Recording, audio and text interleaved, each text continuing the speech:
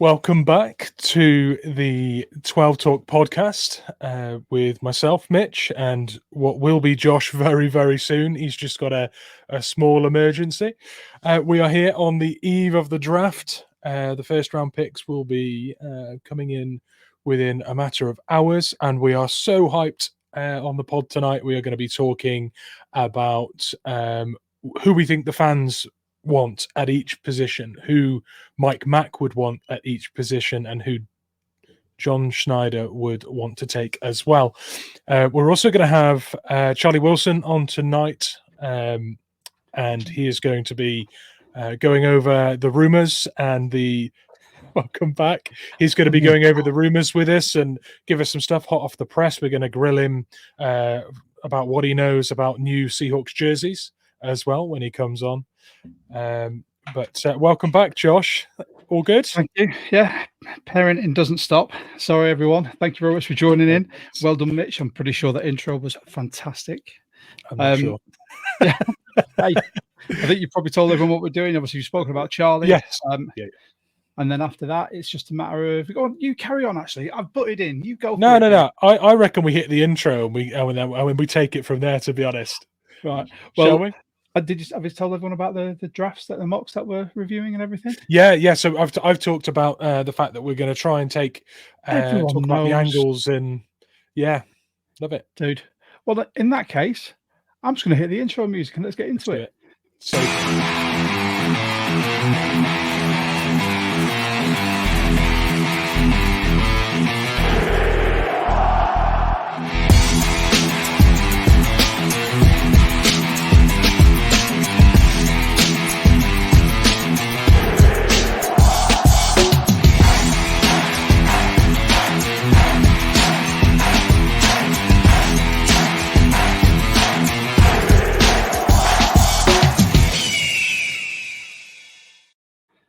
There we go. And with that, we are back. The gruesome twosome. Sorry, I do now have my child's bedroom camera on my phone next to me just in case, because she was sleepwalking. And my wife is currently in New Zealand for 2 weeks. So solo dadding. Full on daddy daycare. Just what you want on the day of the draft, isn't it? Thank you for everyone who's tuning in. Thank you if you're coming to us via YouTube, X, Facebook, whatever. Get your comments in with everything we're going to be discussing. When Charlie pops on, he is coming to us he's in the weeds of the draft in his professional job.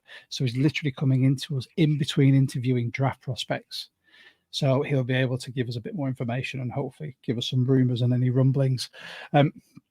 If you are a first-time viewer, thank you so much for tuning in. If you could like the video, subscribe, hit the notification bell, share it with your friends, your family, anyone who wants to watch, we'd really appreciate it. It really helps the channel grow. If you like what we're doing as well, you can buy us a coffee or a beer, buy me a beer or buy me a coffee. The link is in the description down there. And for anyone who isn't part of, I'm putting up the wrong thing, aren't I? Every time, my mirrored camera. Amateur hour. And then for anyone who isn't part of it, we have a Discord. Now, the link for our Discord channel is pinned on our X. Mitch has chucked that up just before. Sorry, it's that way for Mitch. And we're going to be hosting. Now, you're trying to do it now, aren't you? Like, I did it wrong on purpose, just to mock. Sorry. Cheers, mate. Cheers. Now you're just going to confuse me.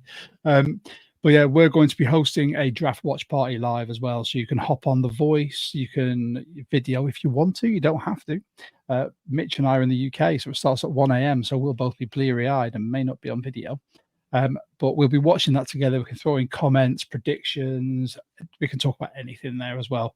And at the end of today, we're going to be doing our final mock draft.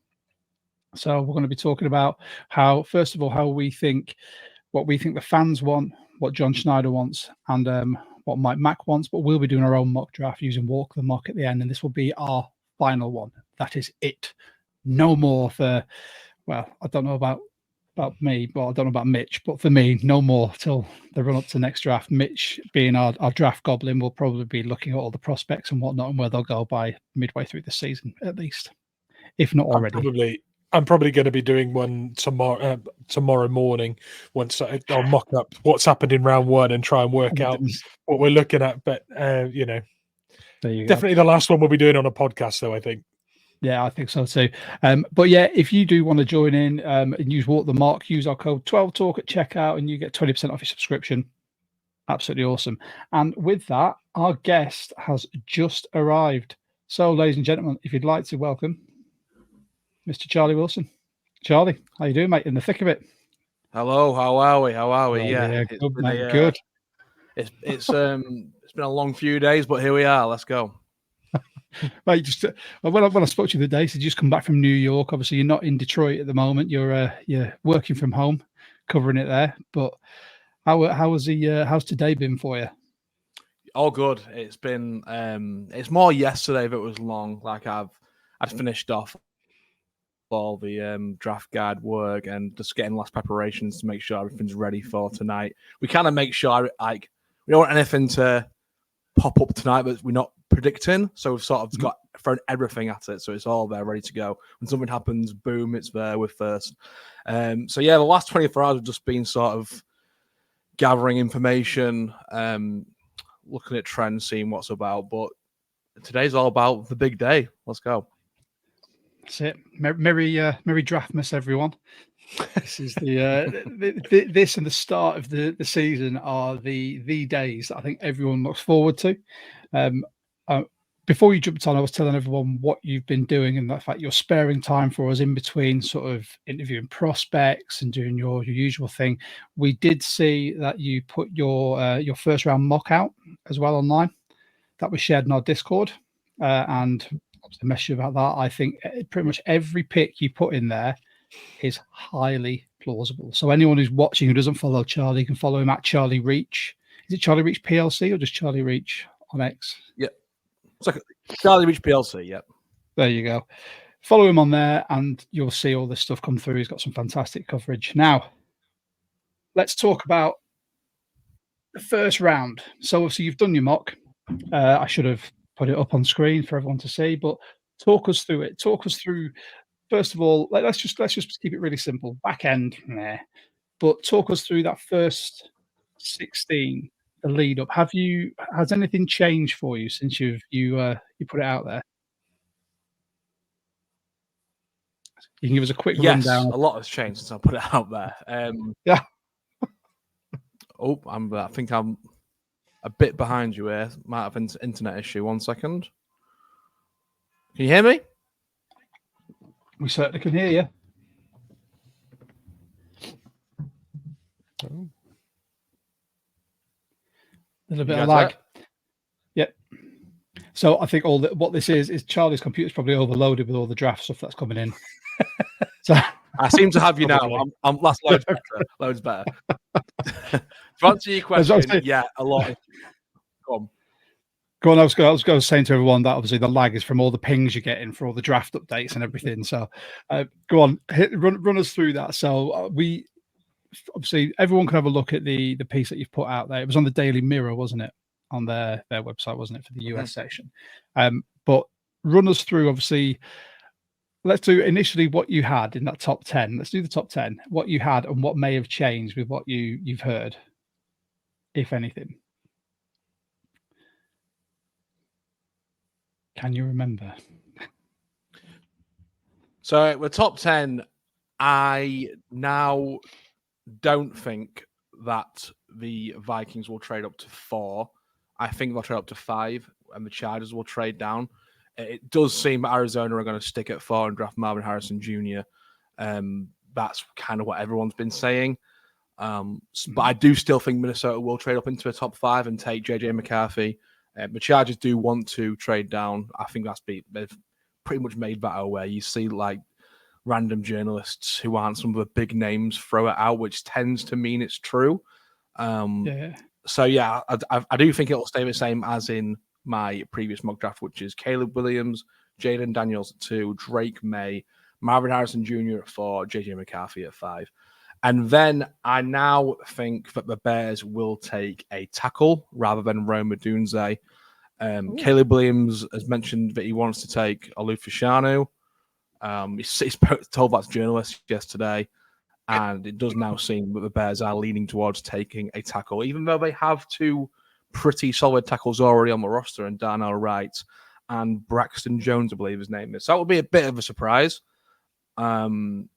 After that, it's kind of all over the place. I'll just go into a few things that I think will happen. I think the Eagles are going to trade up into around the 14 to 18 range, so maybe with Seattle. The Eagles desperately want a corner, so that's going to be either Quinyon Mitchell or Terry Arnold, maybe Cooper DeJean. I would say that's the third most likely, though. And my final thing that I will say is I don't have Troy Fautanu in the first round. And that's not because I don't like him. He's my favourite tackle in the draft. Very close with Joe Alt. I think the issue is going to be a reason why teams may not take him off board. And it just takes 2 or 3 teams to take him off the board, which could see him fall down. So don't be shocked if he falls down out of the first round. It's not because of the talent, it's because of the knee. Yeah, it's the knee issue was something that I heard about a couple of days ago.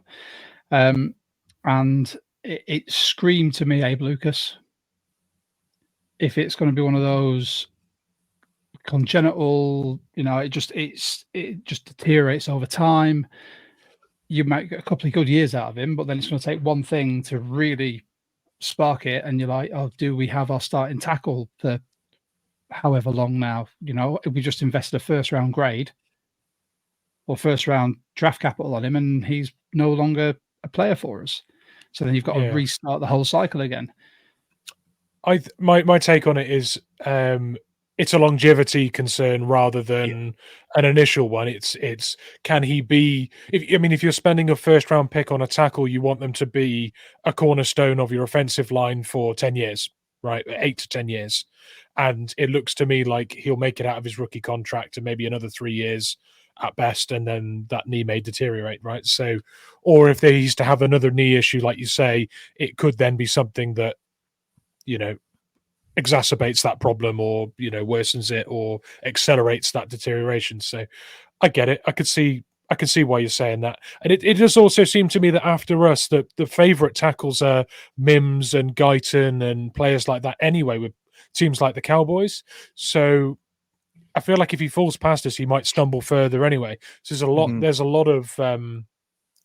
lot of credit to what you say there. I can see it. Have you heard any other rumblings about players that people may have a higher grade on than teams? JC Latham, tackle from Alabama, might go top 10, which to me it would be a shock. He's my 5th tackle, I believe. I really like JC Latham. I think he's really good. I just think this tackle class is very, very good.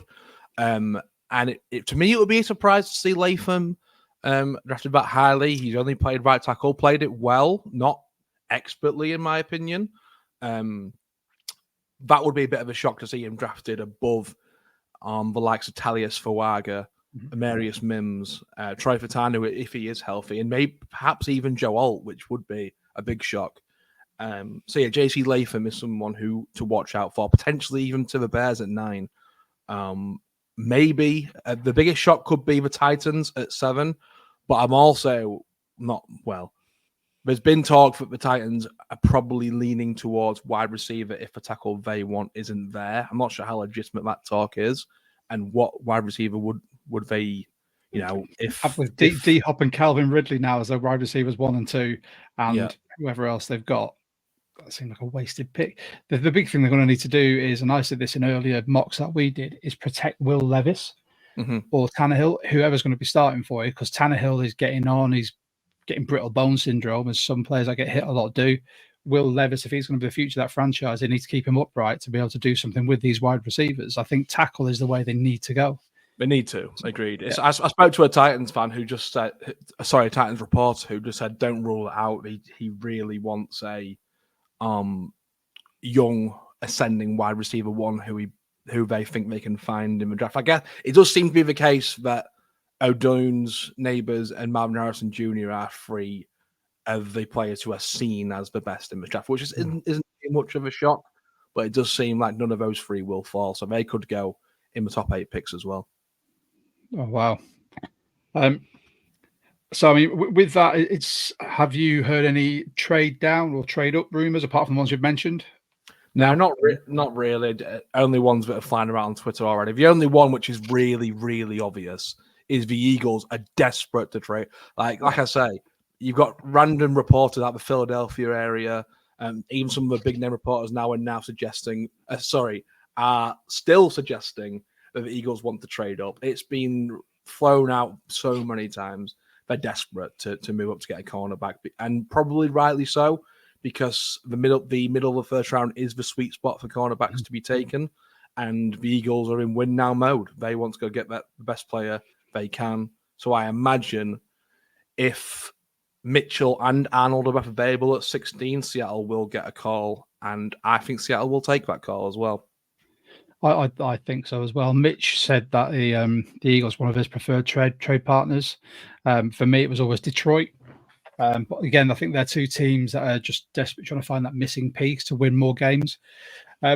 So we've done the rest of the league. What about the Seahawks? What have you heard? What do you know? Come on, fill us in. I've heard nothing about the Seahawks. Oh. I don't have many. I know one reporter in Seattle who has told me a little bit here and there, but I guess the only thing to probably throw out there is I don't think Byron Murphy will be available at 16. I think he might go to the Falcons at 8, or potentially to the Raiders, even though they've just signed Christian Wilkins. I think Byron Murphy, or the Vikings, at 11 as well. I think Byron Murphy will be gone. And I actually think he's the player that Seattle will be targeting as their number one option, as the most realistic option at 16. So if he's gone, and Fatanu's got the knee injury, there's been no buzz at all about Fawaga in Seattle, like none. There has been with Fataну, obviously. There has been with some of the tackles as well. And there has been with some of the cornerbacks recently in the last few days, which I don't understand. I mean, I think it was Daniel Jeremiah put Terran Arnold to Seattle, and he's obviously very well connected. I've seen that mock, and I thought, what? The only thing about Josh and Mitch, the only thing which I could, if they trade Reek Woolen for a second or third round pick, I can see that. It's a selection that Seattle fans will not like. Like, we need trenches, but I think Seattle are in rebuild mode. They need to take the best player available, and that's what they'll probably do. And if Arnold's that player, then they'll take him. Yeah, I like Cooper DeJean the most if we are going to take a corner, but I do love the idea of having another really physical corner that's so great in run support and can do everything, and blitz as well. Like having guys that can play the perimeter and can mix it in the box and at the line of scrimmage is so Mike Mack. So, but Cooper DeJean brings that positional versatility that also is needed. So I could see why we would do it, and I can see why it's being mocked, honestly. But like you say, fans want trenches, and I'd be disappointed if we don't come out of this draft with more depth and more talent on both sides of the ball in the trenches. My thing is, what we're going to learn a lot after today, the kind of team Seattle want to be. If they want to be the kind of team the Ravens were, the kind of team Seattle have wanted to be for years, this ground and pound, win in the trenches, hard-nosed, tough, stop-the-run team, then they'll take a trenches player. And if they take a safety, and I'll rephrase that. If they take a trenches player, they're probably thinking, we want to win in 2-3 years. If they take a safety or a corner, I think this is just like, we're rebuilding this roster. This might take 3 years. It might take 4 years. I think a trenches player is a win now sort of move where they want to accelerate the rebuild and really push on straight away. A cornerback, I can't see how that's improving the team in the long run at all. Like, they're just that in the short term, should I say? They need trenches. So if they take best player available, it'll just be a sign that they're rebuilding. And if that's the case, then don't be shocked to see Geno Smith traded in a year, or Reek Woolen traded, or even DK Metcalf traded. Like, we don't know what's going to happen. We've got one of our regular viewers, listeners, and members of the Discords coming in there. Cheers, Sam. Having 3 great cornerbacks isn't the end of the world. It's not, but again, I think it's just a matter of that those trenches are something that have just plagued us for so long. I mean, even though you've got Williams has re-signed, Reed's fantastic. Hopefully, Draymond Jones can come into his own. Having another game-changing D lineman, a young one on a 4-year contract with a 5th-year option, I think is a no-brainer. So, yeah, 3 great cornerbacks to rotate, absolutely fine. It means you can play one of them, whoever's best suited in the nickel. And we know Spoon can do that, but he wants to play on the outside. So, yeah, thank you very much for that. And also, massive thank you to Eric, just very quickly, saying, love what you're all doing across the pond. And Charlie, that's you too.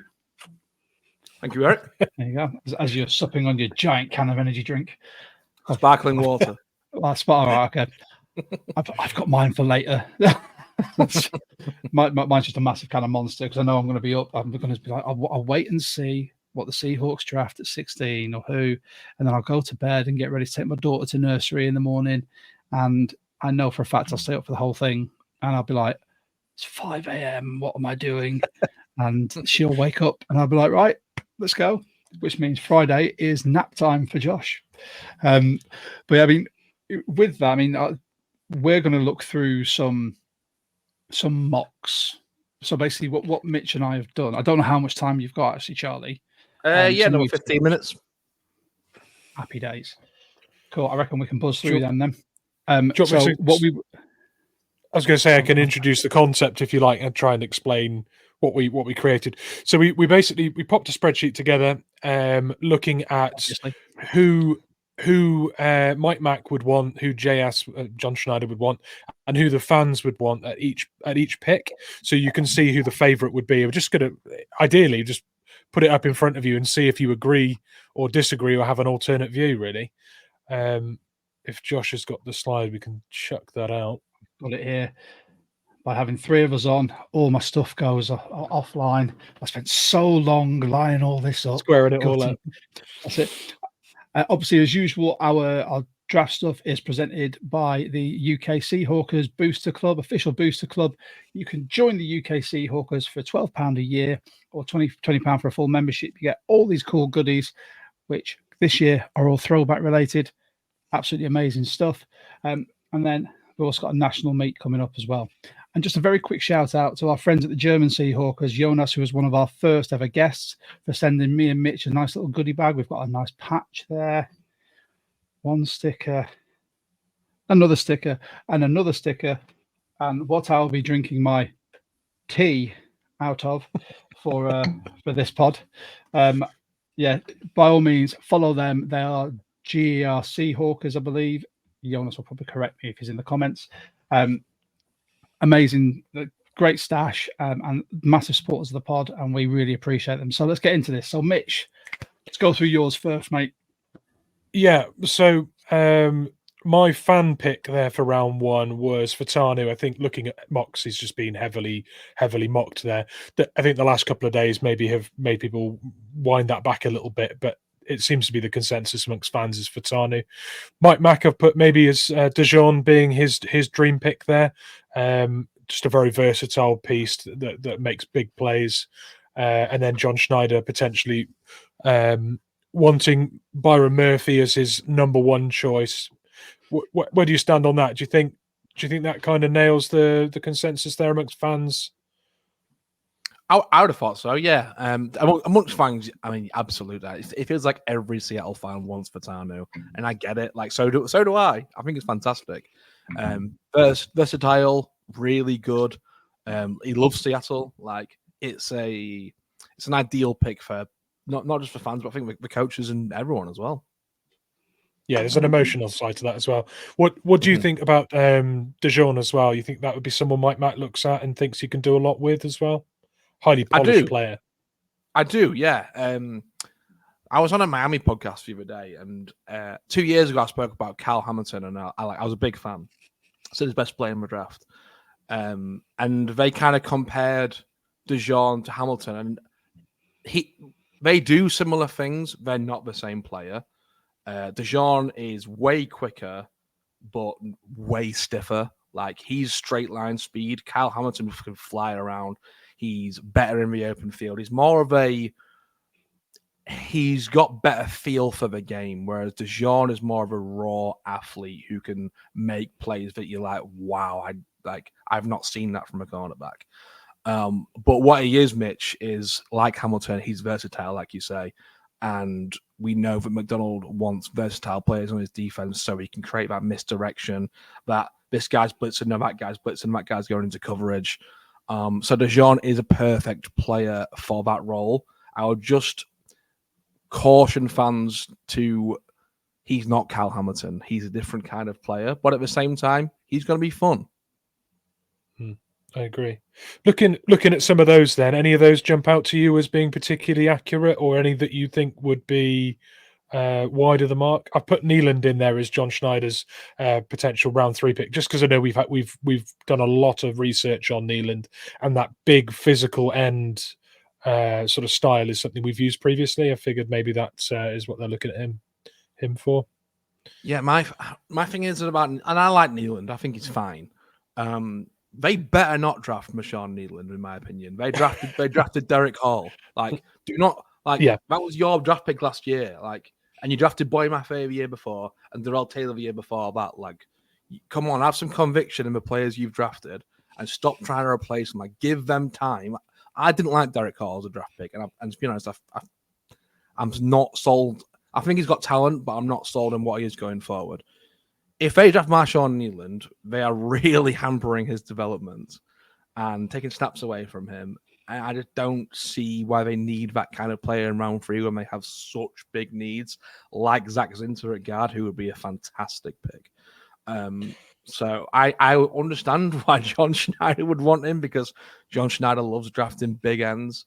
But yeah, I think fans rightly would be right in selecting Zinter over Nealand. And all of Jaden Hicks too, by the way. Yeah, nice. Any other ones on there before we switch to Josh? Is anyone jumping out there that you think is accurate, or anyone you would like to add in that you think would be like a Mike Mack pick in the later rounds in one of those spots? Or yeah, a lot of Seahawks fans are Dominique Hampton. Did you guys watch the national championship game?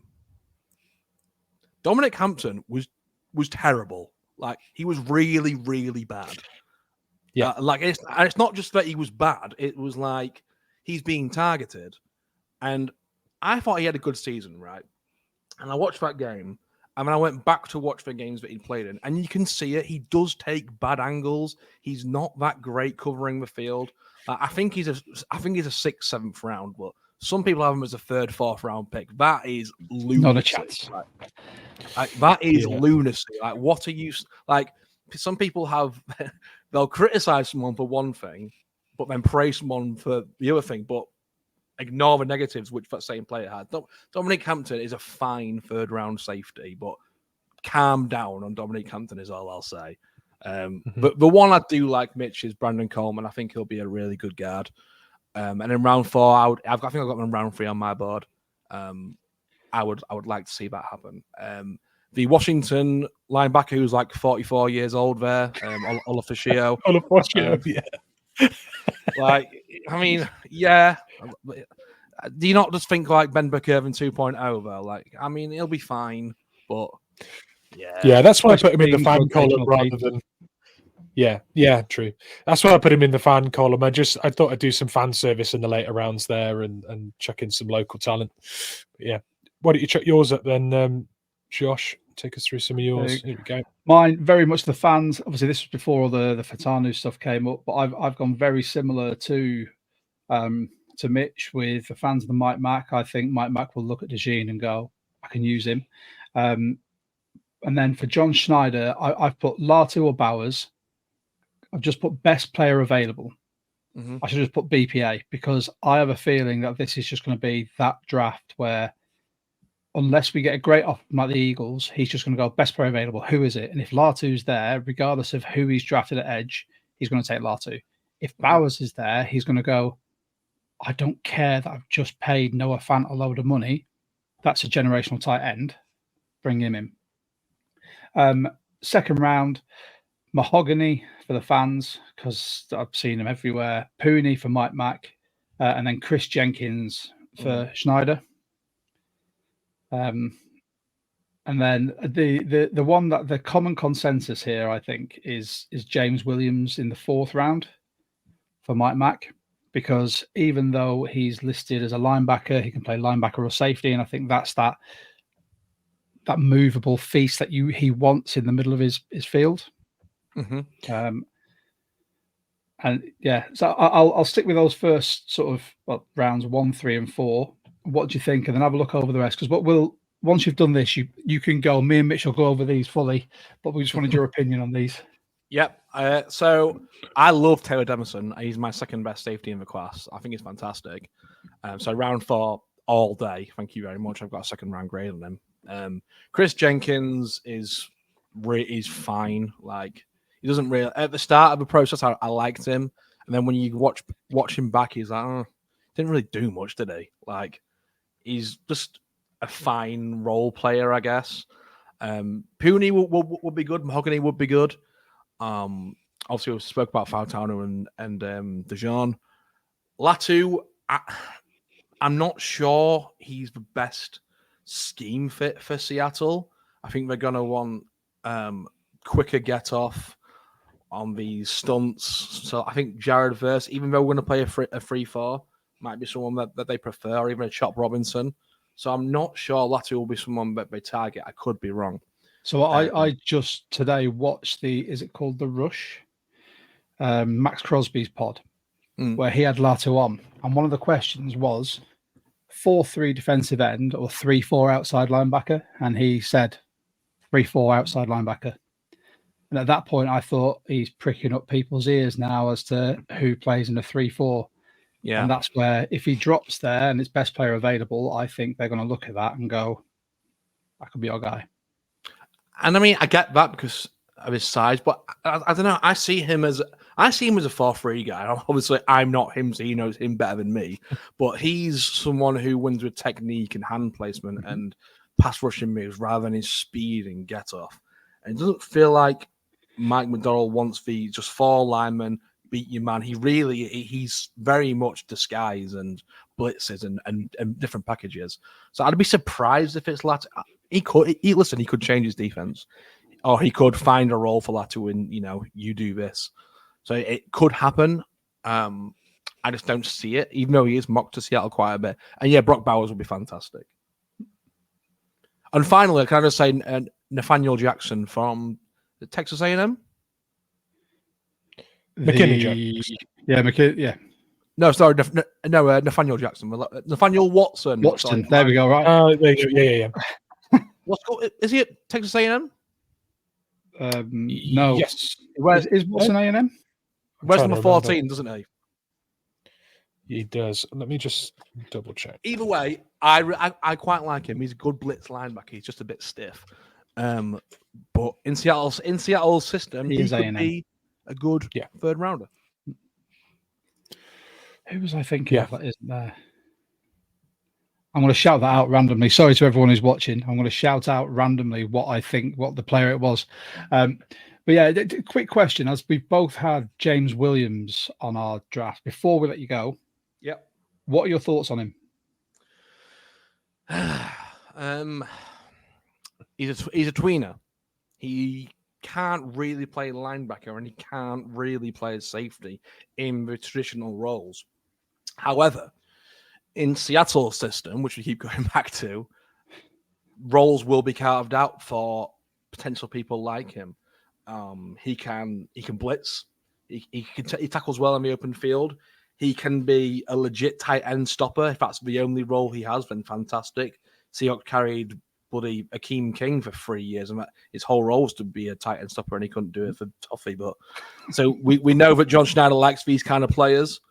He's not someone like he's not Cam Chancellor just because he's big. Like he's not that kind of player. He's a very interesting prospect. I'm not so high on him, like 5th round. Okay, that's great, but yeah, if I can find out a role for him, his measurables and what he can do is exciting, and he's a very specific role-specific player. but he's fun to watch. So I'm all for it if they can find out. Don't you go peeing on our chips here, mate. We're very high on him. Mitch put me onto him, and the more film I watched, the more I saw his versatility. And I was just thinking purely in a Might Max system, the disguise and where he can move around. I thought it'd be perfect, especially pick him up round 4 and below. I wouldn't go any higher than that.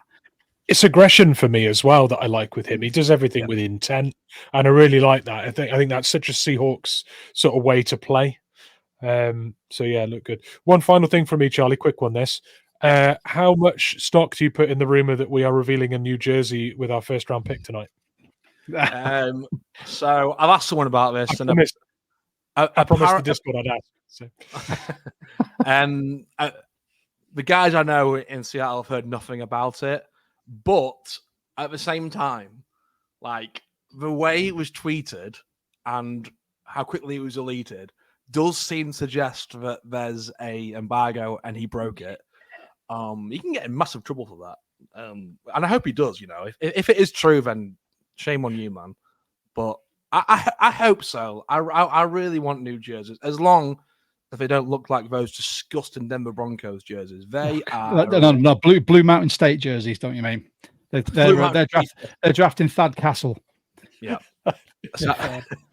I'm sad. I've just binge watched that in the last 2 weeks. So good.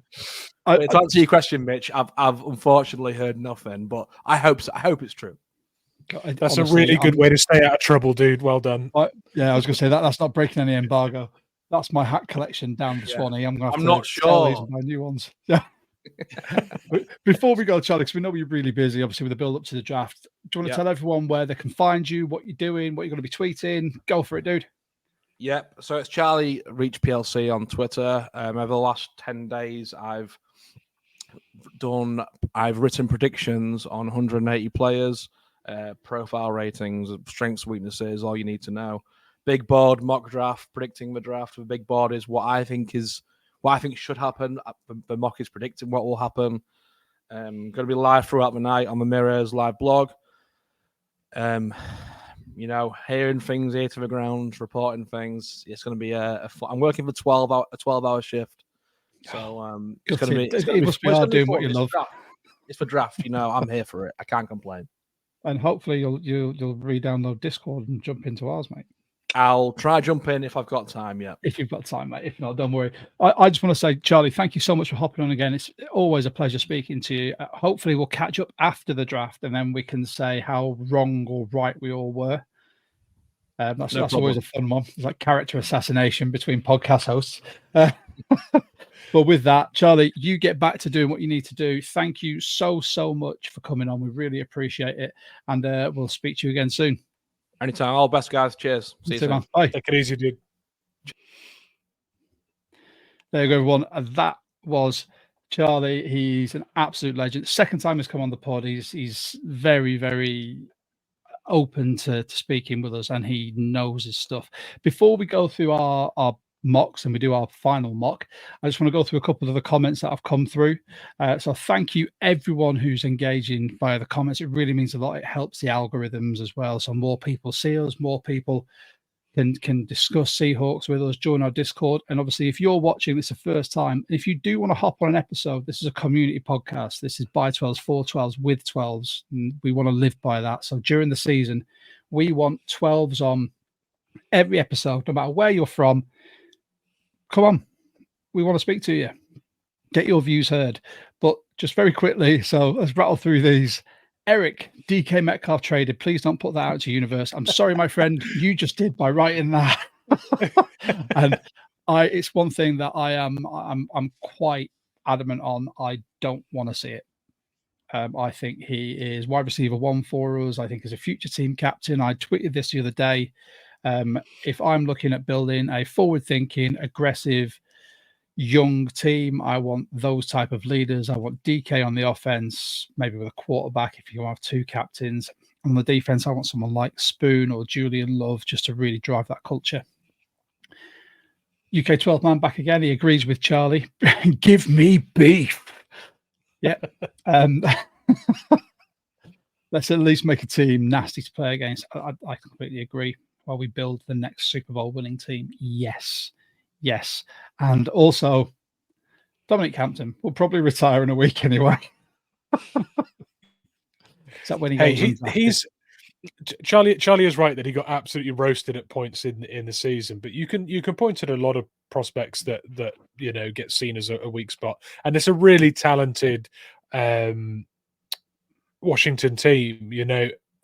Dominic Hampton put together 6 years of tape in Washington. He's a real mature player, and whilst he has his limitations, which obviously show with a 6th round projection there, he is a really experienced, ready to play prospect. He has got upside in being super well drilled, and I could see him really being worth a 6th round pick with our shallow safety room.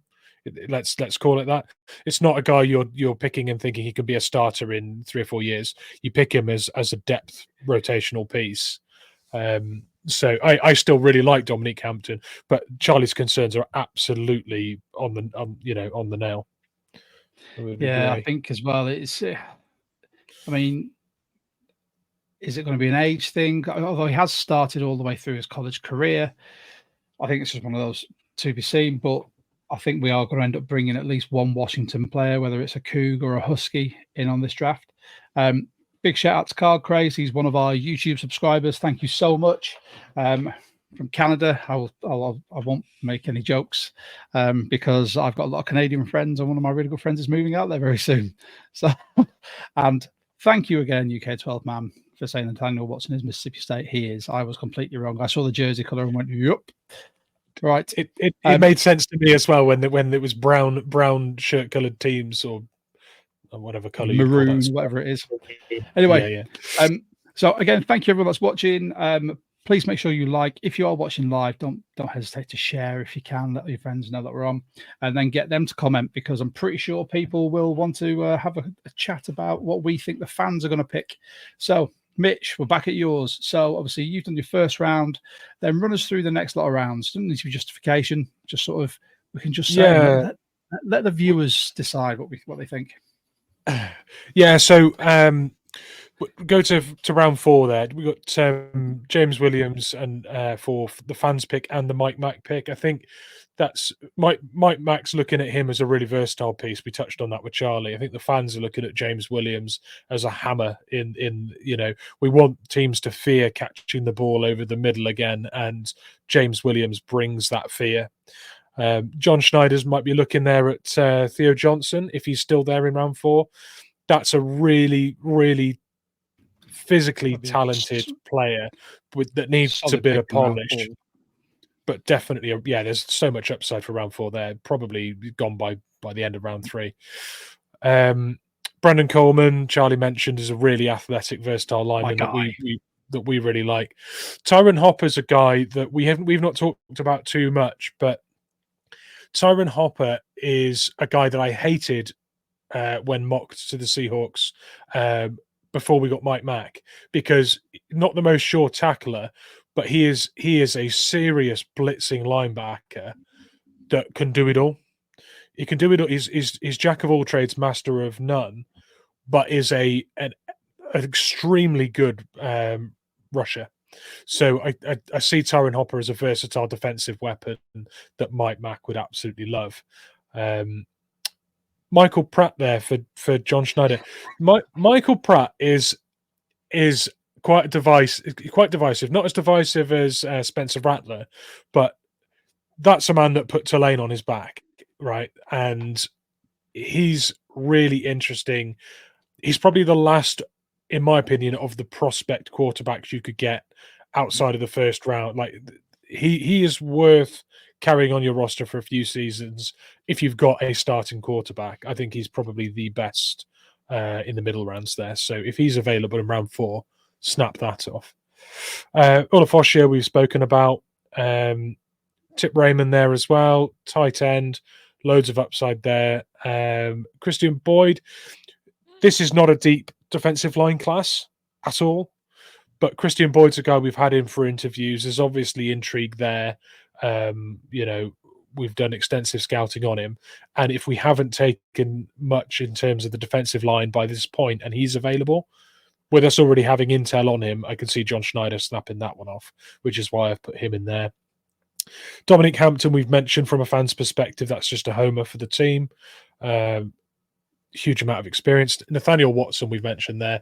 I don't think he necessarily lasts to the 6th round, but if we are in a position where we're looking for a linebacker that can wear the green dot, for this franchise, there's a guy that's done it.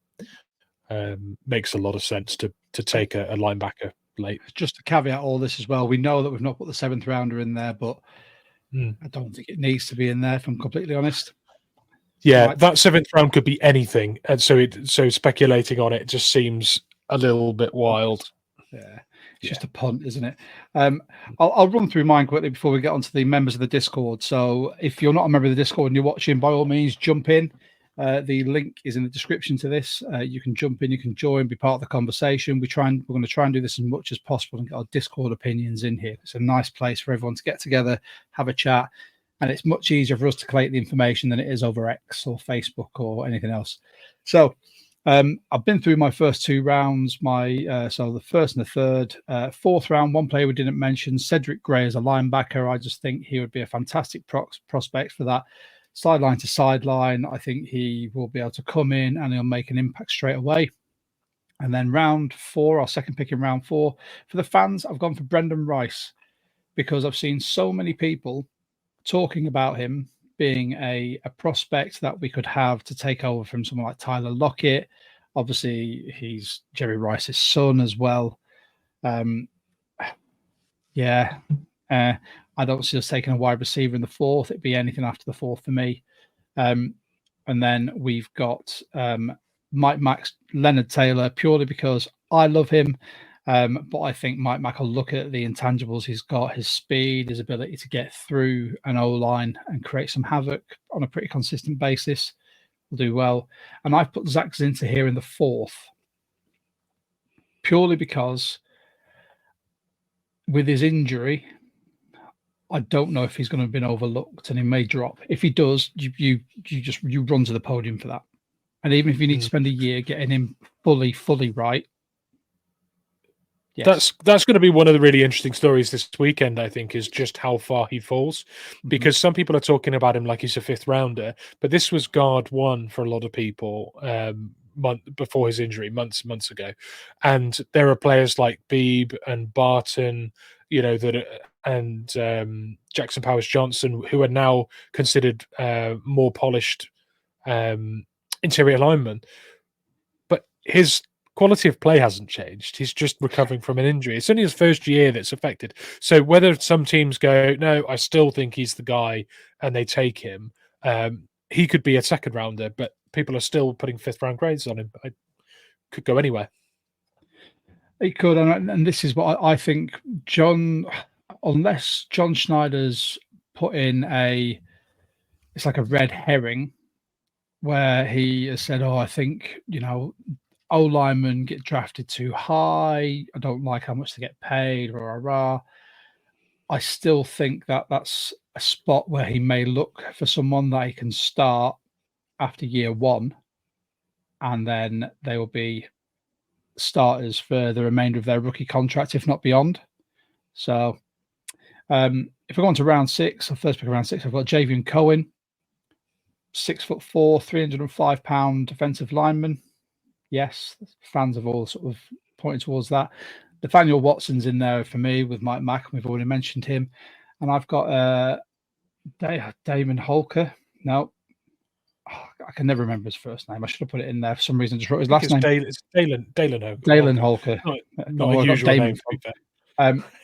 But I think Holker is just one of those tight ends. If we don't go for someone like Bowers in the first round and we look to get a tight end, I think John Schneider's going to look at Holker and think he can sit in the depth, possibly a practice squad player for a bit, learn his trade, and he will rock it up there. Because you've got to think, especially when you've got, it's going to be Pharaoh Brown, and then who?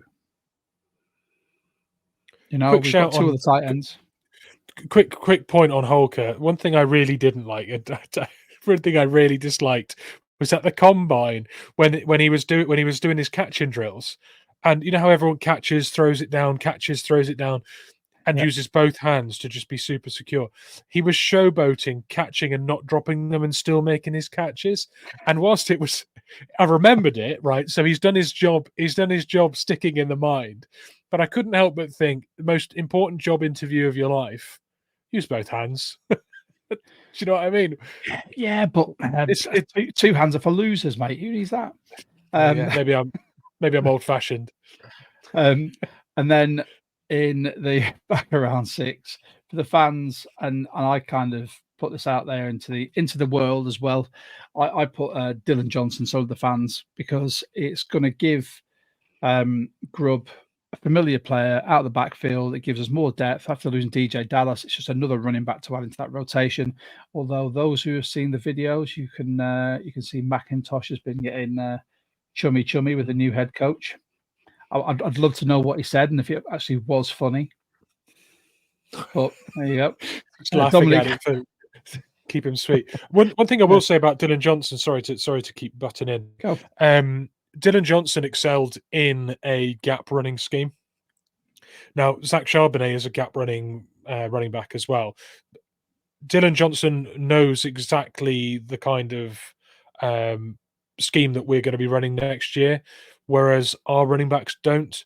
So taking a running back in the 6th round that's familiar with a gap running scheme immediately could really help integrate that defense. And if you establish one thing quickly in a new offense, and it be the run game, that's a great head start, right? You know, if you can establish run game quickly, you don't need to do too much as a quarterback to supplement that. You can, you just keep the chains moving, and we've got the talent. So yeah, I quite like it. If he's there for you in the 6th, interesting pick.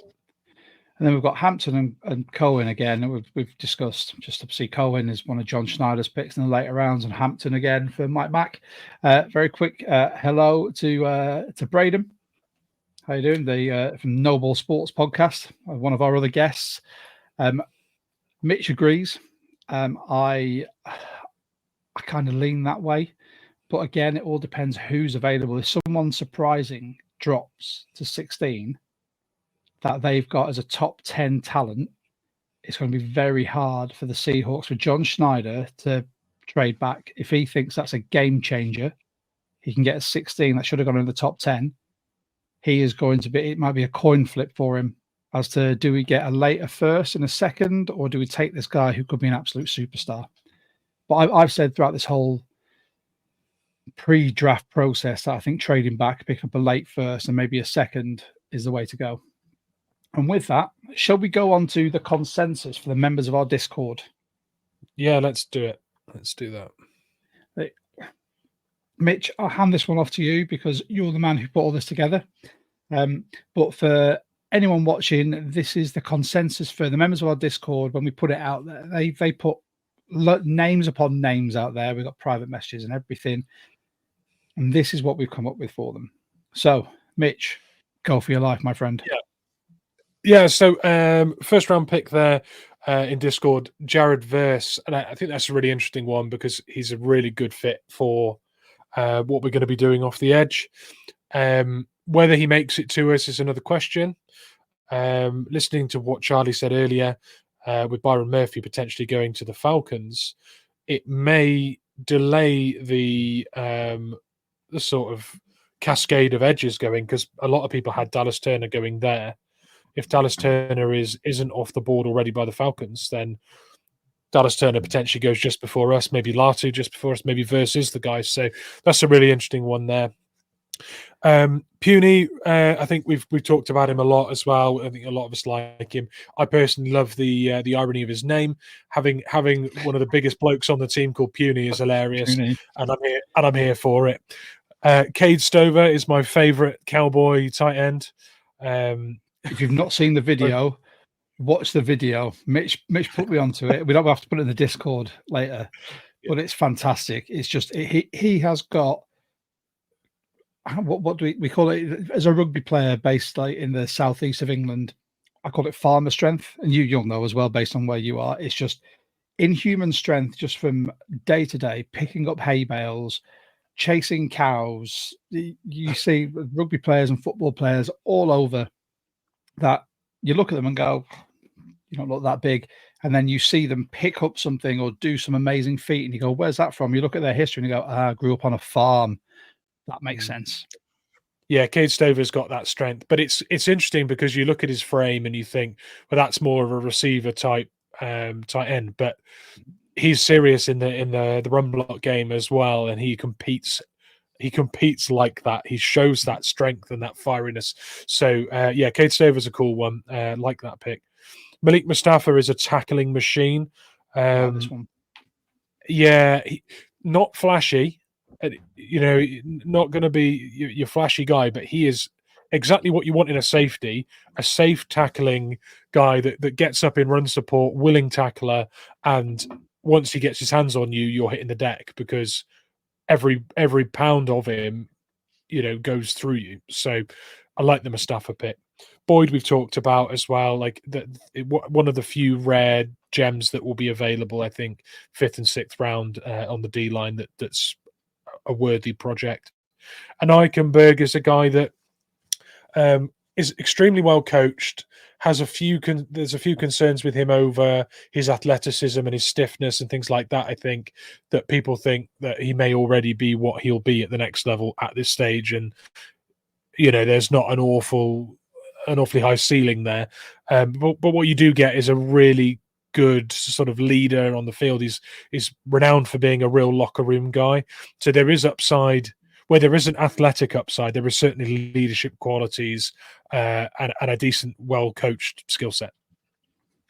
So I like that one. Eichenberg for me has had the biggest fall in draft position I've seen for a long time. There were people pegging him as 2nd round pick. You know, at one point he was a top linebacker in the class, and now he's what, linebacker 10, if not below that. Like we're pegging him in the 6th. Not pegging him. We're not going there, but like we're putting him in there. It's not new to us, but it's new to Disney. Deadpool reference for anyone who's watched the trailer. But yeah, it's just such a fall from grace, and everything I've seen from him, he looks like, to me, you could bring him in and he'd do a job if it was called upon. He'd obviously do well in special teams, and then after a couple of years, when he's learned the system and he's refined some of the fundamentals, he could be that fringe starter for you. Yeah. It's similar for me to Dominic Hampton, actually. What we've mentioned, you know, Charlie said that the angles he takes and things aren't great, and there are certain areas where he can be targeted. It's similar for Eichenberg. However, he is very well coached, and you know there are intangibles there as well. I think similar for both players.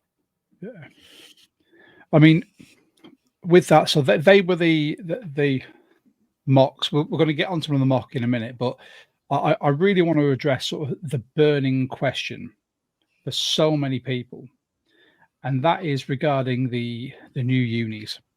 We have had, barring the Action Green that came out in, I want to say like 2018 or 2019. I have to double check that.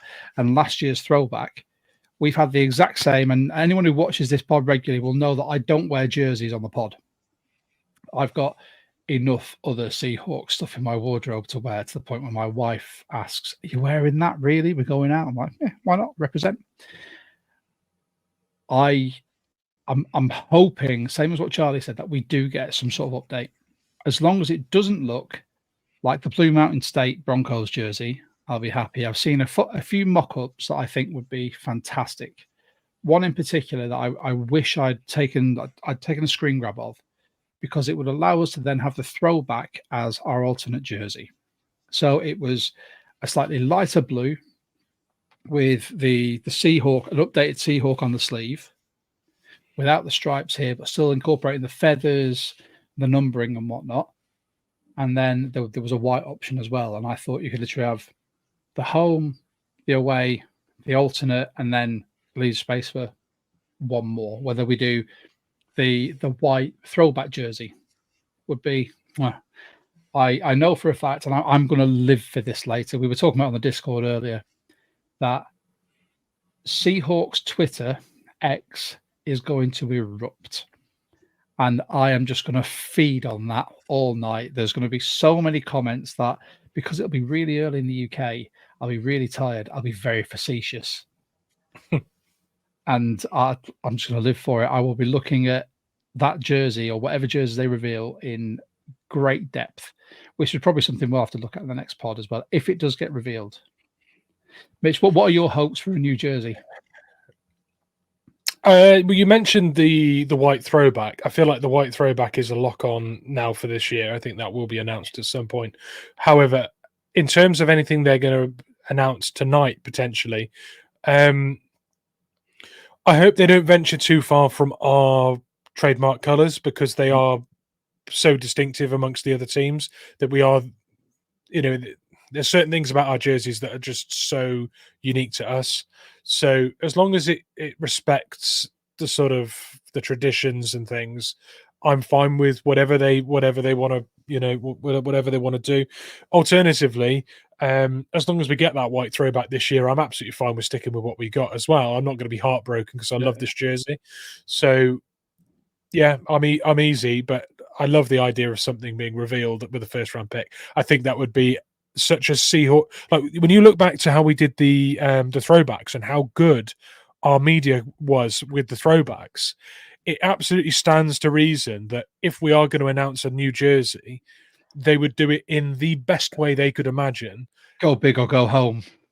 Exactly. Yeah. And that's what makes me believe this could be a thing, because it would be, if there's a franchise of the 32 that would have the balls to do this, it's us.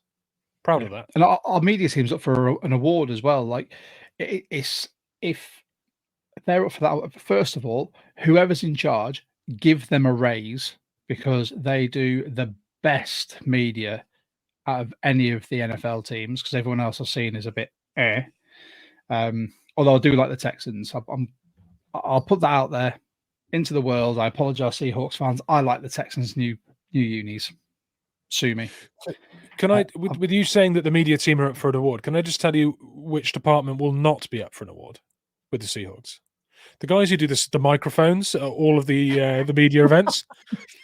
Those guys are as far away from us for an award. You mean this one, the ones where you either get a player doing this, or you get a reporter asking a question and you still can't hear what's been said.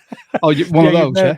You've nailed it, mate. Honestly, our press conferences are awful. All you need is one person or one person either side with a sling boom to go over whatever reporter's asking, and they just don't seem to get it. It's a massive bugbear. But anyway, that's rant done. Guys, let us know if you've not joined the Discord, get in there, or let us know in the comments what you're hoping to see. Should we get on to our final mock? Because let's do it. I'm hyped. Yeah. So we are going to be using, as always, Walk the Mock. So as I said earlier, if you want to use Walk the Mock as well, I know it's just gone past draft season, but for next year, it's definitely worth it. We're going to be using this exclusively. We'll throw out some others every now and again, but on the pod, we'll use this. If you want to use it and you do want to subscribe, whether it's for a month just before the mock, just before the draft, or annually, which will work out cheaper anyway, use our code 12Talk at the checkout. You'll get 20% off. So it makes it even cheaper for you.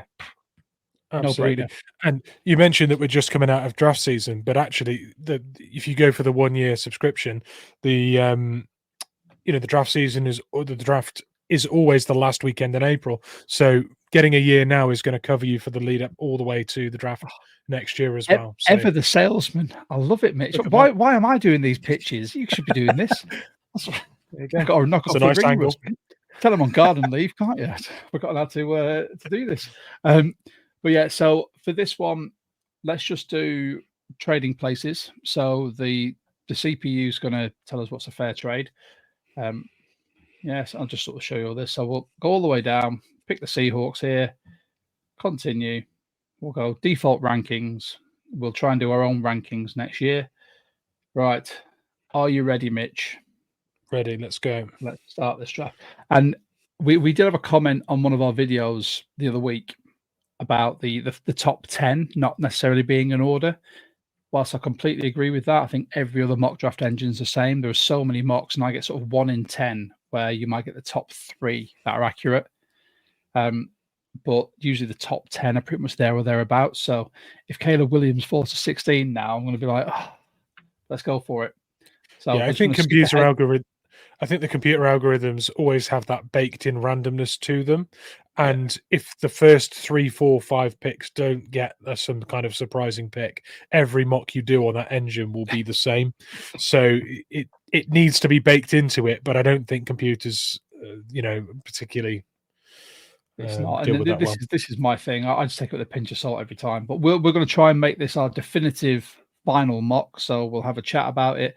I appreciate we're going over our usual hour, but I think with it being draft night, it's worth it.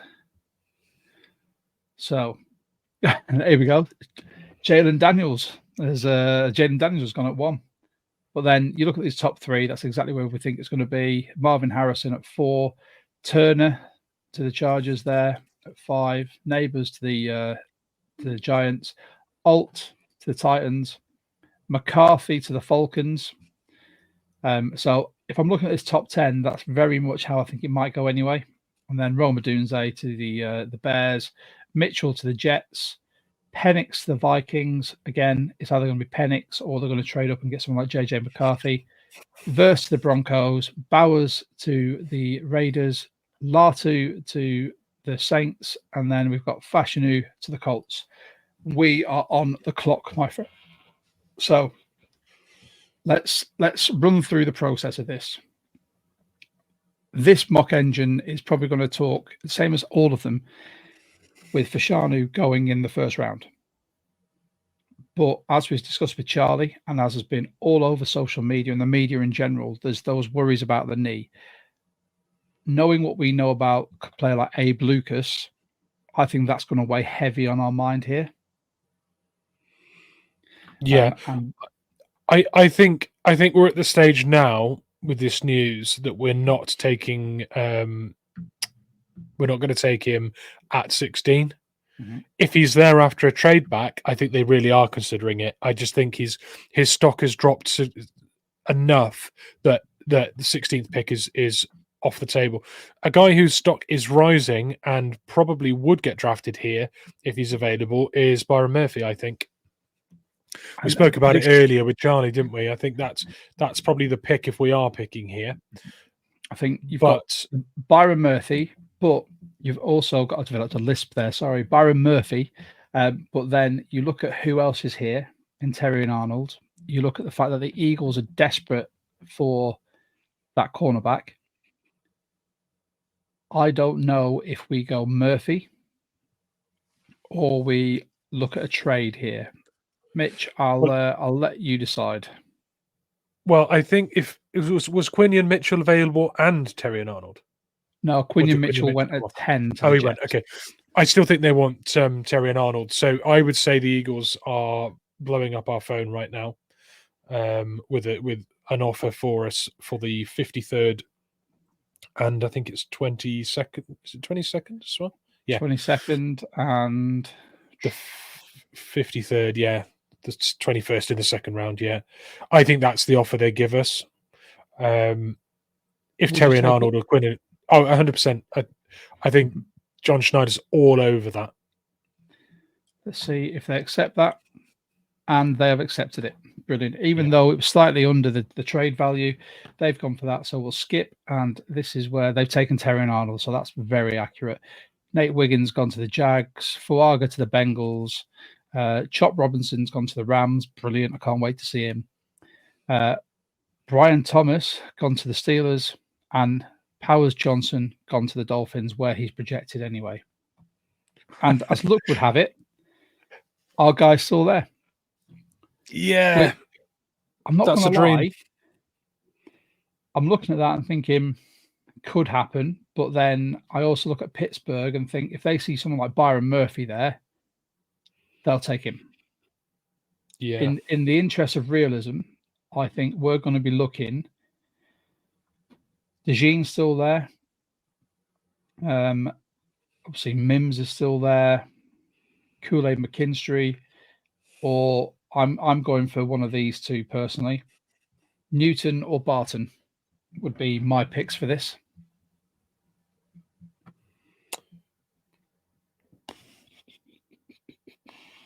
Or have you got some? Would you go for someone like DeJean?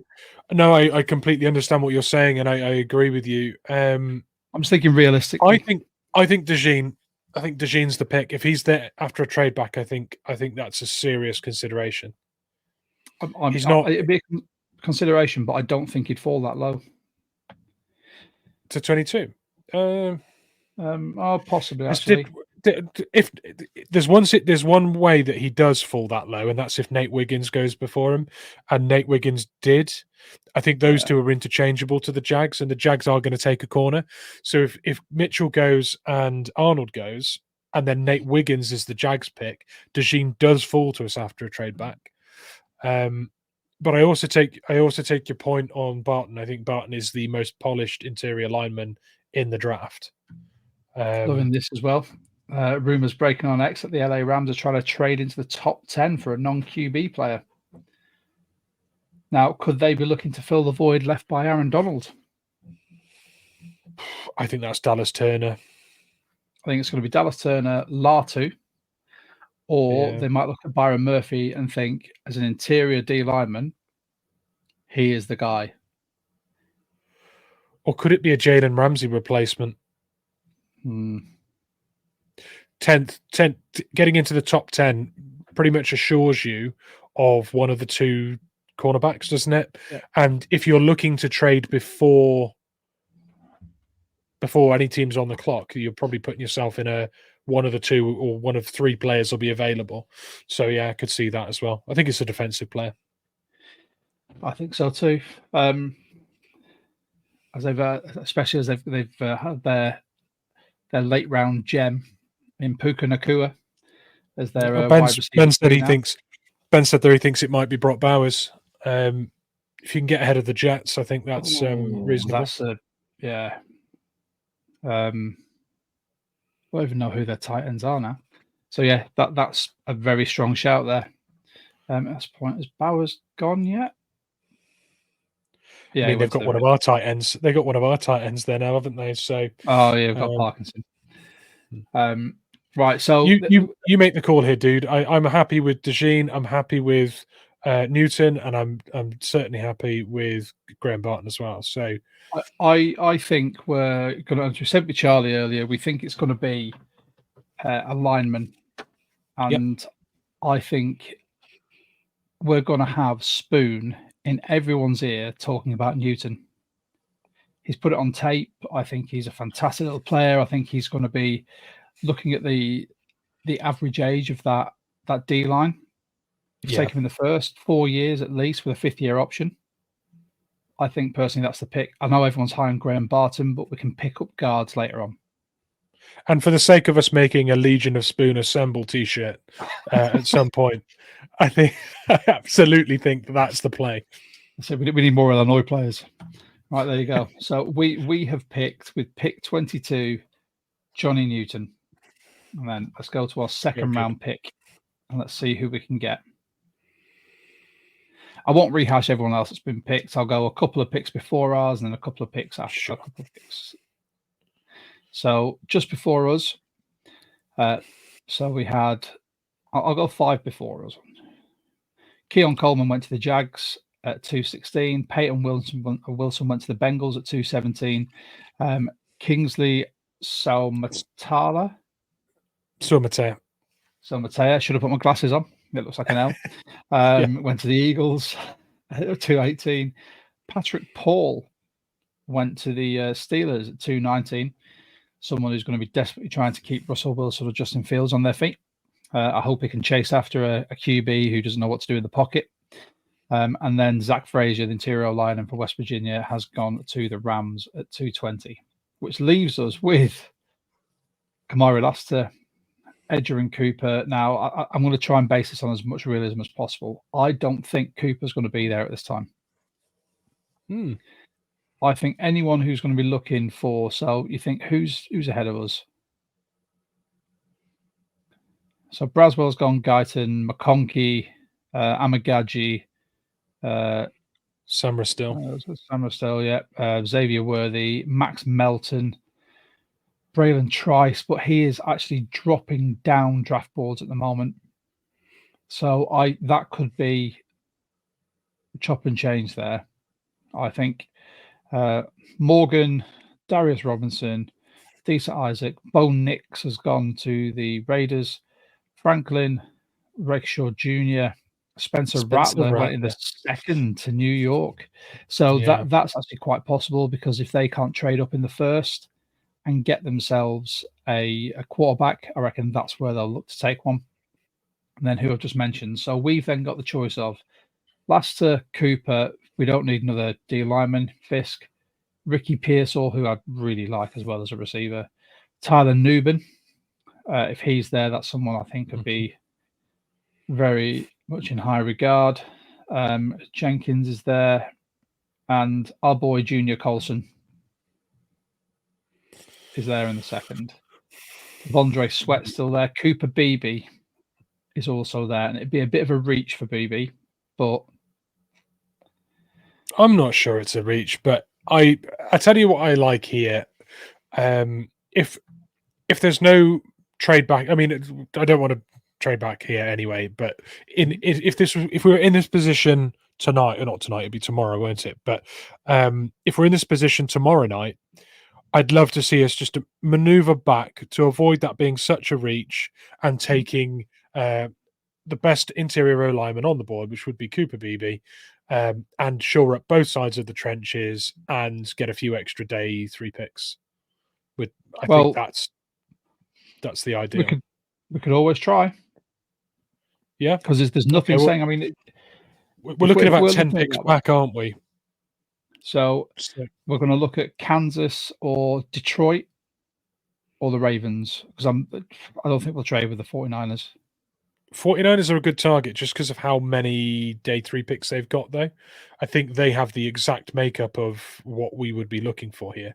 We'd be looking for a small move back and then pick up a 5th, a 6th as well, maybe a 4th and a 6th or something. But they've got so many picks this year, and they're all like down the bottom. So we could get 2nd and 2 fourths to trade back with the Niners. Would you think, if you think that's feasible? It's technically under the total, so I mean, we could even go. Yeah, I'm fine with it. I like the idea of moving back to avoid the breach, addressing the need, and patching a few more holes further down or later in the draft. God, if they take BB now, I'm going to go mental. It's a risky run. Oh, there might be Colston there as well. There's a few. Let's do it. So let's skip back to Vondre Sweat. Who's gone? So Cooper. So they took Roman Wilson. Brilliant. Braden Fisk. Cooper, Fisk, Pearsall's gone. Tavian Sanders, Bullock, Newbin, Leggett, who is strongly rumored to be going to the Panthers if he's still available with their first pick in the 2nd round. Javen Bullard and Kamari Lassiter. So we have still got our choice of Jenkins, Colson, Sweat, Beebe, and Aroro. Aroro. Yeah, I think it's BB here. I think that's the play. See, I oppose this, and I'd be happy for anyone watching to jump in the comments and let us know their thoughts. Would it be Colson or BB here? Because I think it'd be Colson. If he's available, if this happens and he's available, I think that Mike Mack is going to go and pound the table and say, I coach this young man. I know exactly what he's capable of. We need inside linebackers. This kid is going to be 21 when he starts. So by the time he's finished his first contract, he'll be 25, 26. Well, I tell you what goes massively in that. There's 2 things there. There's the Michigan connection, but then there's also the fact that this is not a good linebacker class, or not a deep linebacker class, and this is certainly a deep interior lineman class. So with those extra picks we've taken, we can take a slightly inferior interior lineman to BB, but we're certainly going to struggle to get a small sort of drop back from Coulson. So I think that makes sense. Looking at the depth of the classes, we'll go with There that. you go. I yield. Rationale, my friend. That's Yeah. all. I'm looking at this as in, if we're a GM and we're looking at the board as it is, and with the amount of study we've done, like you said, it's quite a heavy O lineman class. And it's something that we can really lean on. But linebackers, the drop off is significant. Well, So John Schneider doesn't want to pay an interior lineman anyway. So exactly, the later you draft them, the better in terms of that, especially if it's an improvement on your starting guards. All right, so we might be saying goodbye to Cooper Beebe here. Let's skip to our next pick. Oh, it's just gone. Jaden Hicks is there though, and he is shining like a beacon. Yeah, I know. So BB went to Washington. Abrams Drain at 315 went to the Falcons, and Christian Jones, defensive tackle from Texas, went to the Bengals. So this is going to be between Jaden Hicks, Cole Bishop, Brandon Dawless could be someone they look at as well. Jalen McMillan. This might be the time where they go, right, Grubb, who do you want? Cam Kinchins is there. Trotter's there. Pooney's there as well. Stover. The meat of this draft in this portion is, I'd hate to be picking. Mahogany's there. Cedric Gray, Malik Washington. We're going further down now, but that is a hefty chunk there of people that you would not mind drafting. This area of the draft is exactly why I'm not opposed. We had this discussion in our Discord earlier. I'm not opposed to trading down in the first round and picking up a third and some day 3 picks, because there are so many high quality players at positional needs for this franchise in that area. I think we can address an awful lot and put a lot of talent into our depth sheet at these key positions. With that, it doesn't need to be a second rounder for me. No, I think if we're being realistic here, if we have this pick and Jaden Hicks is sitting there, this is what I said. It's going to be a Washington player. We will bring at least one in, and Jaden Hicks is possibly one of the best safeties in this class. I think Mike will look at that and go, I'm he's keen. my guy. I'm really keen. Yeah. Right. Hicks, you're in again. Right. And then our next pick is, where are we? We're at second in the fourth. So just before us, Cedric Gray. So we had Javon Baker went to the Rams. Gray went to the Commanders. And Jermaine Burton went to the Panthers. So we have got brilliant. We've got Christian Mahogany, Malik Washington, who I love. Theo Johnson's there. Cedric Van Pran, another player who's dropped down board significantly. We've got Taylor Demerson, Roger Rosengarten. That's another Washington player. And Rosengarten, the one thing that you look at, Grubb and Huff will love the fact that he's a fantastic pulling tackle. He can get after it. Gabriel Murphy, the edge from UCLA. But Rice is there. I think this is where we go O-line. Yeah, I agree. Mahogany stands out as a real sort of snap pick there. I think that's great. All right. Mahogany is in for our second pick of the fourth. Let's go to our next. So pick 18 in the fourth round. Just before us, oh, there we go. Theo Johnson went to the Pats. But just before us, DJ James, cornerback from Auburn, went to the Colts. Taylor Demerson went to the Jags. And Jared Wiley, tight end from TCU, went to the Bengals. Right, so we have now got the options here. Johnny Wilson, wide receiver from Florida State. Zach Zinter's still there as well. And this is around about where I think he's going to fall in real life. Slam dunk that. That is an absolute slam dunk. Yeah. What else have we got? Trevor Wallace, but we took Coulson, so we don't need to. Bo Limmer, but we don't necessarily need to. Kevin Carson, Jamari Thresh. Nah, none of these are standing out. Oh, McKinney Jackson, but could potentially get him late. This is I our was gonna last say, four. we are back on and pick 24 and then pick Okay. 32. McKinley Jackson So- stands out for the next pick, but I think this is run to the Takes it at the podium time. and takes into. Like we said before, it was guard number 1 in this draft before his injury. If we get locking Mahogany and Zinter, that our interior offensive line starts to look formidable rather than a gaping weakness. Glaring That's weakness. even though we've got Lake and Tomlinson, I think one of those two will be fighting that out for the guard spot. Right, so here we are. We are back in at pick 4, pick 24, and before us went Javen Solomon, edge from Troy. Johnny Wilson's gone to the Bears, so they are in this draft stacking wide receivers. So that's a Dunze and Johnny Wilson that have gone there. A 6'7" wide receiver, by the way. That is a different weapon to what they've got. Big old boy. Some of the catches he made as well for the Knolls were just outstanding. Just taking the top off it. He was just mossing people. Marquise Irving as well, the running back from Oregon, went to the Broncos. Right, so for pick 24, the 4th round, Tyke Smith's still there.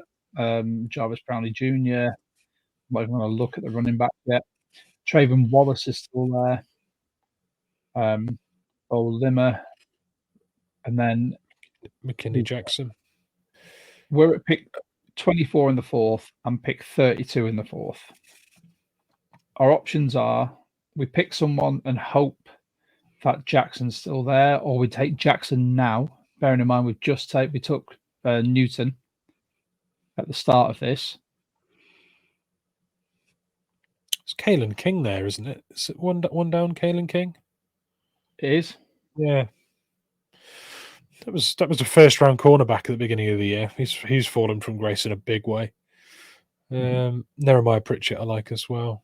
I don't mind a corner here, Although these are again reaches at this point by this board. Well, you've got Brownlee Jr. Just very quickly, I heard a beep, hopped onto the Discord, and I can see that Robert, our friend from Let's Talk Seahawks, has just put up a mock, and I believe we've just taken 2 of his players back to back on ours as well. Amazing. There you go. Great minds. Right. So what are you thinking here? I don't want to faff around with this too much. I mean, Trayvon Wallace is there. I like it. Developmental talent. Leichenberg's still there as well, and Jackson. And we are picking again in 1, 2, 3, 4, 5, 6, 7, 8, 9 picks. I like 9. I like going Trevor Wallace here. Mm-hmm. I do. I think that's I think that's a really good pick. It's also someone we've had in on visits, and he's a do-it-all linebacker. You can see on the stats underneath him there. I think you've got sacks, tackles for losses, interceptions, passes defensed. You've got the lot. He fills the stat sheet, and next to Coulson, I think that's a really, really interesting future combo. Will and Mike. Trevor Wallace, you are in, my friend. Now let's see if anyone picked McKinley Jackson. He is still on the board, so we know what this pick is going to be. Yeah, I like McKinley it. Jackson. Really big, there you go. Really big fan of McKinley Jackson from A&M. Go on, hit us with some stats. When we pick these, go on. You can give us your draft profiles as well. Put me on the spot here. I just like the fact that he's a do-it-all interior lineman. If you are playing a 3 or a 4, he can play multiple positions along there. I think with the way our defensive line is going to look, I think he's actually quite a good fit for a versatile piece. Not necessarily as explosive as some of the guys you'll see further up. I mean, we already took Johnny Newton for that reason, but that is a plug and play versatile piece. Mitch, I'm sorry, but your boy AJ Barn has just gone to the Saints in this. Oh, that's okay. It means I'm not going to be a broken record for once, right? Bit of variety, mate. Spice of life. Yeah. So just before us, so the Niners took Logan Lee, defensive lineman from Iowa. The Vikings took Kamani Vidal, the running back from Troy, and then the Steelers took Tyron Hopper, linebacker from Missouri, who I'll be very honest, I can see as a Steelers linebacker. Yeah. I would agree. 100%. I can see him as a Mike Mack defensive weapon as well, but you're absolutely bang on that is a great fit, in my opinion. So we've now got the 3rd pick in the 6th. We probably should have taken a 5th rounder before. The 16th pick in the 6th and the 15th in the 7th.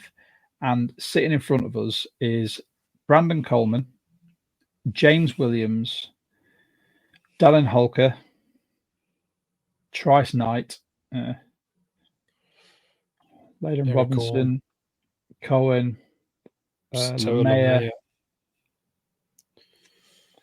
I think we don't have to reach for too far down here. I think it's going to be between Coleman, Holker, and Williams. And for me, looking at who we've taken, I'm going to say we take Williams.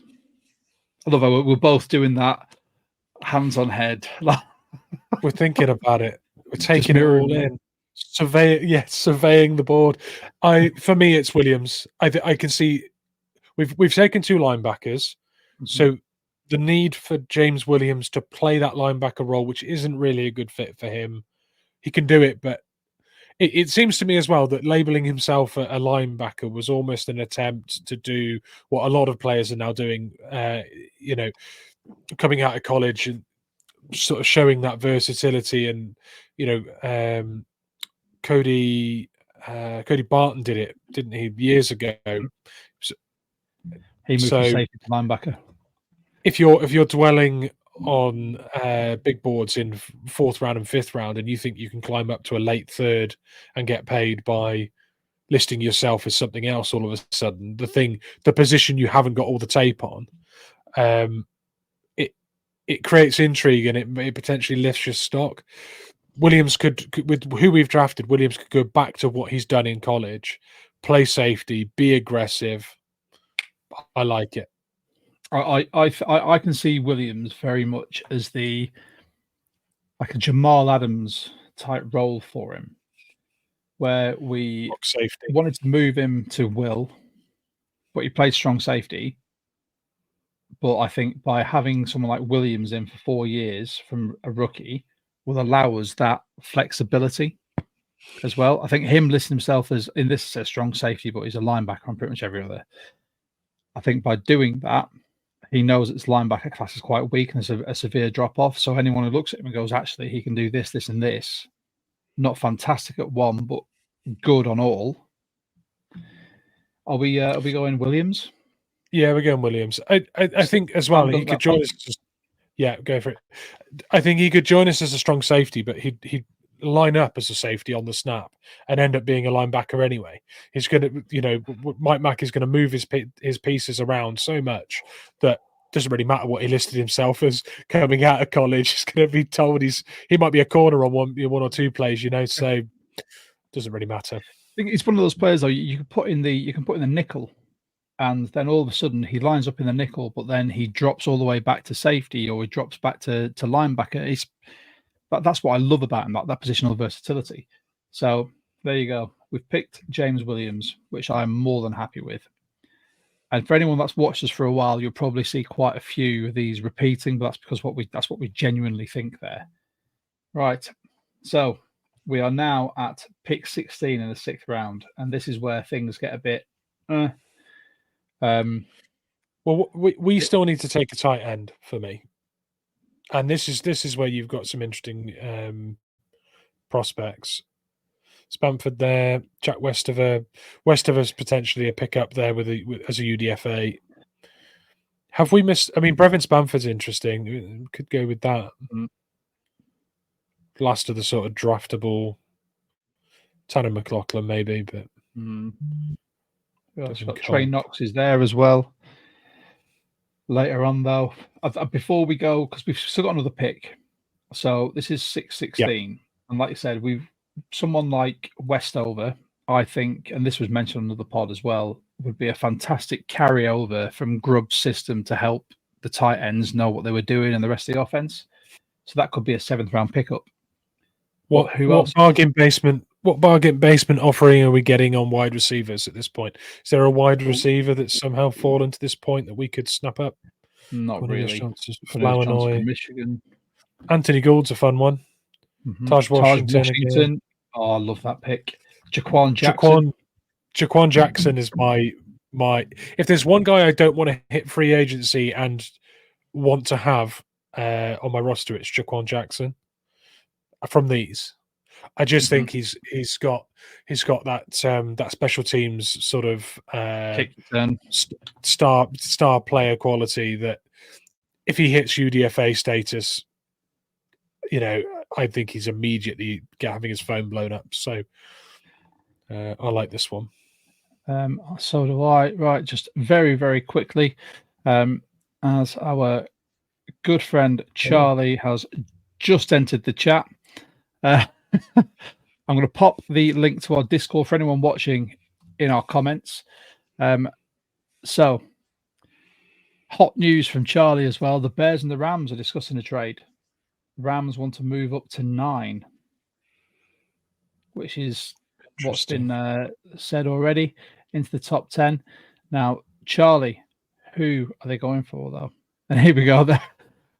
We might. You just have to come on here as another host. Who are you thinking?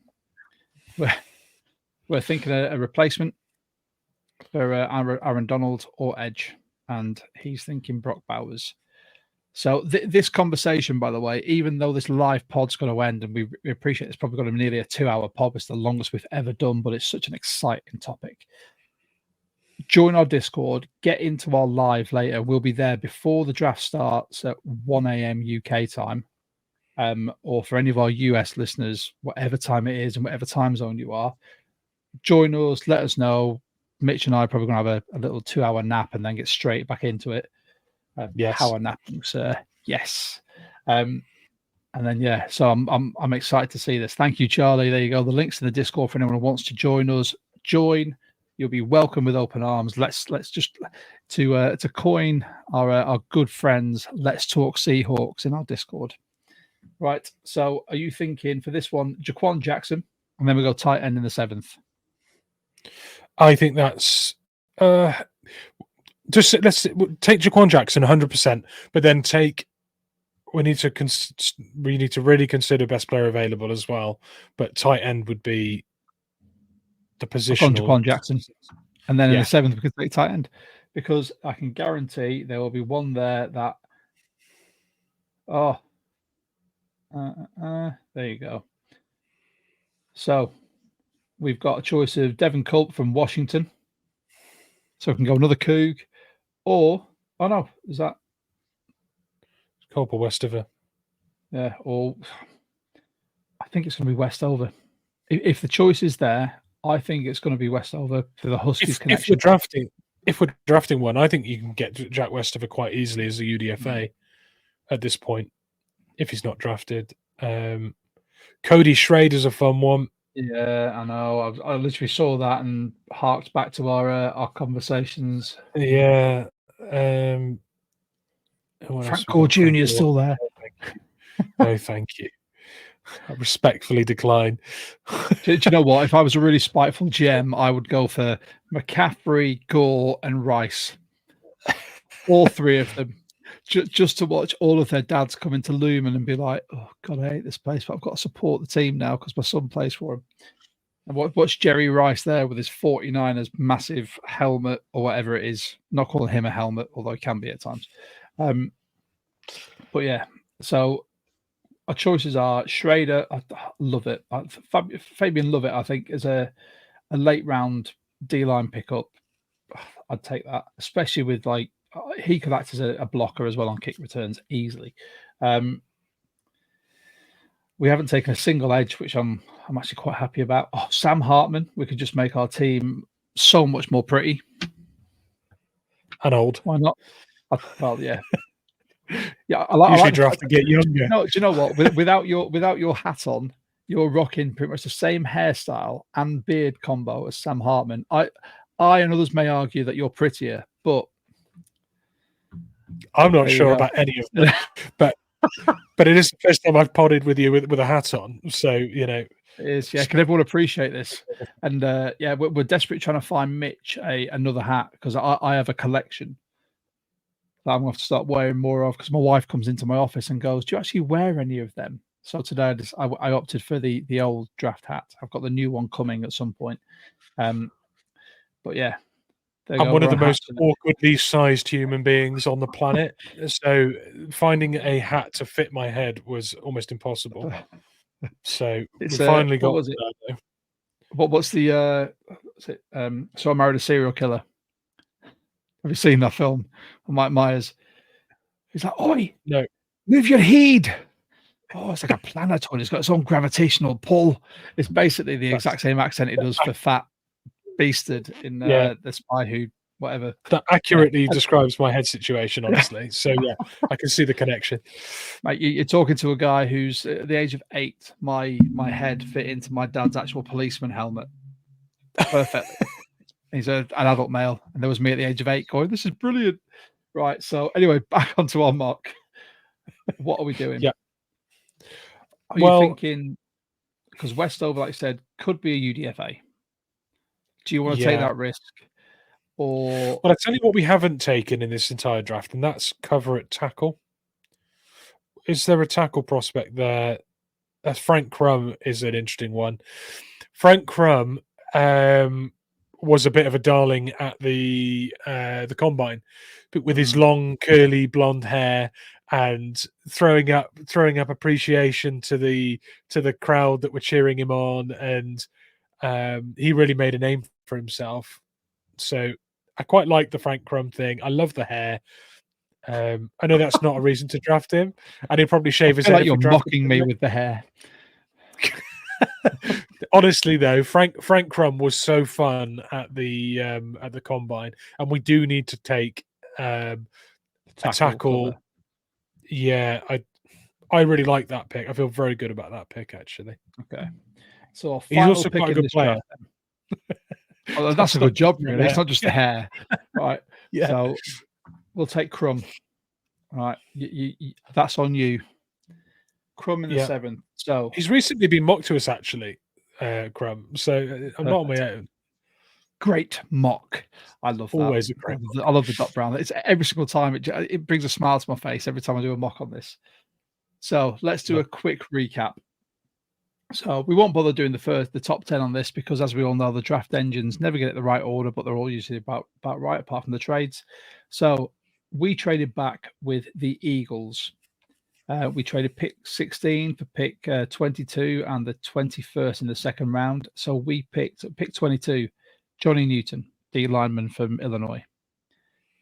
At pick 231, we picked Junior Colson, the linebacker from Michigan. If those two picks happen, I am done. That's me. Happy with that. Yeah. At pick 317, we've got Jaden Hicks from Washington State. Before that, we traded pick 221 to San Francisco for 231, 424, and 432. It hurts my heart to have traded with the 49ers. It really does. I feel dirty, like I'm going to have a bleach bath in a minute. It's all right trading with your rivals if you're fleecing them, though. Yeah, we're not doing them a favor. If it was the Cardinals, I could kind of give it to them because they're a bit of a poverty franchise at the moment. Yeah, and whoever they draft with our pick will be an absolute letdown anyway because they can't draft. Well, yeah, fair enough. But I just, when it comes to someone like the Rams, obviously they proved how well they're doing as a team. And, the 49ers have had our number for a few years. I don't really want to give them more firepower, but fine, we fleeced them. So we traded that. We picked Jaden Hicks, and then we went for Christian Mahogany in pick 2 of round 4, which I'm well happy about. We've basically gone back-to-back interior linemen.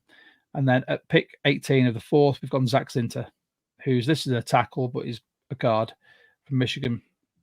At pick 424, or round 4, pick 24, we've gone Trevin Wallace, linebacker from Kentucky. Pick 4, round 4, pick 32, McKinley Jackson, D-line from Texas A&M.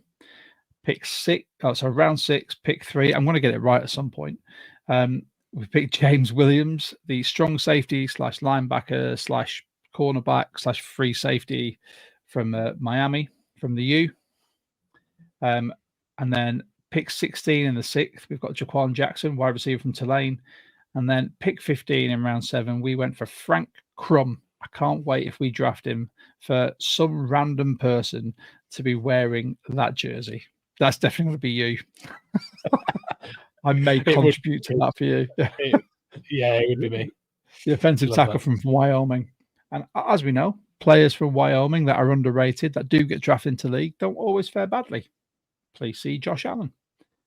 So that right there is our final mock before it all happens. We're going to put that up on our social media so you can see it on our X, Instagram, Facebook group. If you've not joined the Facebook group, please join, because this goes live on there. So if you're more on Facebook than YouTube or X, perfect place to get it. Let us know what you think. By all means, we are happy to field any comment, whether it is positive or negative. We'll take it on board. I quite like that. I think that's the best one we've done, considering everything. For those of you that are tuning in as well, thank you so much. Don't forget to like, subscribe, hit that notification bell as well. That massively helps, and you'll be kept up to date with whenever we go live. All these pods are live. We're going to start putting them out as well as the pre-recorded ones, and share. So if you're in a group, or you are in a WhatsApp group, or whatever you're in, share, let people know about us. If you want to appear as well, hit us up. You can join our Discord, talk to all of us, talk to the rest of the fans and our listeners and our viewers. And you can send us a cheeky DM as well to say, look, I'd love to come on. I've got a lot of things I want to discuss post-draft. Mitch is going into dark mode already. You can tell he's just going to sit back in a minute. He's going to lean back and his eyes will close. The arms will come up like the Undertaker. That's what happens on Sunday when the draft ends. I go back into hibernation. The draft goblin goes back into his cave. But yeah, obviously join our Discord. We're going to be live streaming this. We'll have the draft on, so you can talk to us on voice chat. You can talk to us via messages, whatever it's called on there. And we're just going to thoroughly enjoy this. Obviously, don't forget, if you like what we're doing, buy us a coffee. The link's down below. Don't have to. Can be a beer, can be a book, can be a pizza, whatever. Mitch and I aren't the most slender of people, so we're quite happy with a pizza. True. I'll send it all the way over to you, mate. It may be a bit cold. Cold pizza's fine. Yeah, I can deal with that. But yeah, and we use Walk the Mock for all of our mock drafts. Thank you so much. If you want to use it again, like Mitch said earlier, if you subscribe for a year now, you've got it all the way up for the next lot of rounds for this draft, and then next year's draft, and use our code 12talk and you get 20% off. Perfect. Mitch, yes, is there anything you'd like to say to the viewers, the subscribers, everyone that's come on board for us today? And thank you again so much. It's been brilliant chatting to all of you and having you all in the comments. No, I mean he's not here now because he's off being busy, but I will extend a big thank you to Charlie because he always comes on and gives us such great insight.